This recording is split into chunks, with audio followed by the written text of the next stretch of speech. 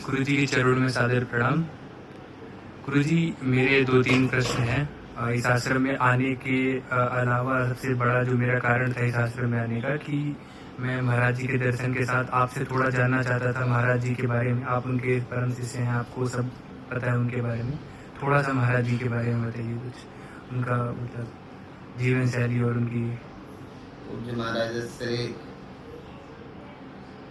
अपने गुरुदेव अवधूत श्रोमणि श्रोत्रिय ब्रह्मनिष्ठ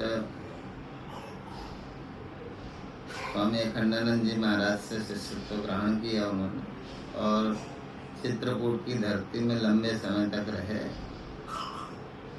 चित्रकूट वो धरती है जहाँ भगवान राम वनवास काल के बाद सबसे अधिक रहे थे। वहाँ गुरुदेव का प्रवास रहा और गुरुदेव ने अपने गुरु की सेवा एक छाया की तरह रहकर, जैसा हमने सुना 5-7 वर्ष तक वो छाया की तरह रहे और अपने गुरुदेव की सेवा की। कई दफा लोग सफल जीवन का दर्शन करते हैं, पर सफल जीवन के पहले कितना दुष्कर है ये संसार और कैसे इसमें व्यक्ति अपने जीवन को परिष्कृत करता है, पवित्र करता है। वो सारी कहानियाँ एक जैसे मकान में नींव छिपी होती है, ऐसे ही वो पूर्व जीवन किसी किसी को पता होता है। पूज्य महाराज श्री ने जब संन्यास की इच्छा हुई तब हमने पूज्य महाराज श्री से और उनके सहपाठी संतों से ही श्रवण किया है कि पूज्य महाराज श्री जब संन्यास लेने की इच्छा हुई तो संन्यास के क्रम में महाराज श्री बहुत छोटे थे, तब अपने गांव में रहते थे। तब गांव में एक परंपरा होती थी कि दिवाली वाले दिन हाल की ब्याई हुई गाय के बछड़े को लोग ले जाते थे और बहुत ढोल बजते थे और एक सुअर को रस्सी में बांधकर दोनों रस्सी के छोर 2 व्यक्ति पकड़ते थे। गाय के बछड़े को उस तरफ ले जाते थे, इधर से गाय दौड़ती थी बच्चे को बचाने के लिए तो सुअर को मारते थे। इस तरह के ग्रामीण क्षेत्र के जो पर्व थे उनको लोग निभाया करते थे। उस पर्व के अंतर्गत ही गुरुदेव भगवान के मन में इच्छा हुई। तो वो छोटे थे, तब गुरुदेव कहते तब समझ भी नहीं थी, हम बच्चे ही थे। तो मन में आया कि ये किस जन्म का कष्ट भोगते हैं। तो सुन रखा था ये था कोई ना कोई किसी न किसी जन्म का पाप होगा जिसका भी ये भोग रहे। तो गुरुदेव को लगा कि अब हम कोई ऐसा काम करें जिससे हमें कोई और पाप न लगे। उस पाप से बचने के लिए सोचने लगे। फिर सोचा यदि इस जन्म में नहीं करेंगे तो फिर जन्म होगा, फिर जन्म होगा, किसी न किसी जन्म में पाप होगा, फिर हमें भी इसी तरह का कष्ट होगा। तभी उस समय उनके मन में आया कि हम कुछ ऐसा करें जिससे हमारा जन्म ही ना हो।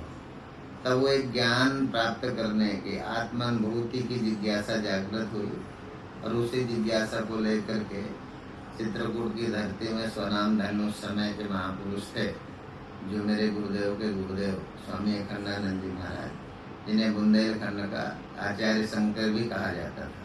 तब वेदांत को सरल भाषा में, ग्रामीण भाषा में लोगों के मन तक पहुंचाना, उनके मन को अच्छा बनाना। तो गुरुदेव भी इसी साधना में लगे और उस साधना में हनुमत अनुष्ठान भी किया। और हनुमत अनुष्ठान के 2-3 प्रकार का विषय सामने आया। एक था कि ये हनुमान जी का अनुष्ठान करें तो बहुत सारा धन आ जाता है, हनुमान का अनुष्ठान करें तो बहुत सारी प्रसिद्धि आ जाती है। एक था कि यदि इस तरह से हम अनुष्ठान करें तो ब्रह्म ज्ञान हो जाता है। तो ब्रह्म ज्ञान वाला अनुष्ठान गुरुदेव भगवान ने किया था और वो 7 दिनों तक एक आसन पे बैठकर 24 घंटे, मतलब प्रथम दिवस जो आसन में बैठ गए उस आसन में लगातार 24 घंटे रात दिन उसी आसन में बैठे रहना, न बाथरूम जाना, न भोजन करना और कोई साधना नहीं करना, केवल वो अनुष्ठान को। वो 7 दिनों तक उसी आसन पे बैठे रहे। उस आसन की कठिनाई भी हमने गुरुदेव से सुनी।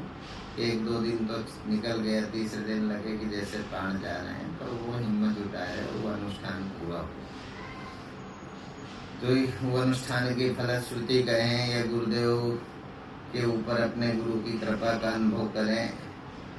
पर गुरुदेव एक आज ब्रह्मज्ञानी सदगुरु के रूप में पूरे विश्व में उनकी एक प्रसिद्धि है और बड़े बड़े महापुरुष उनके चरणों से प्रीत रखते हैं। बड़े बड़े मनीषी युग पुरुष जी की बात है ऐसा कहकर के उसे प्रमाणित करते हैं। तो गुरुदेव का ऐसा प्रमाणिक ब्रह्म ज्ञान रहा कि जिसे हिंदू ही ने नहीं सिख संप्रदाय ने भी स्वीकार किया। अभी हम पिछले दिनों इंग्लैंड थे,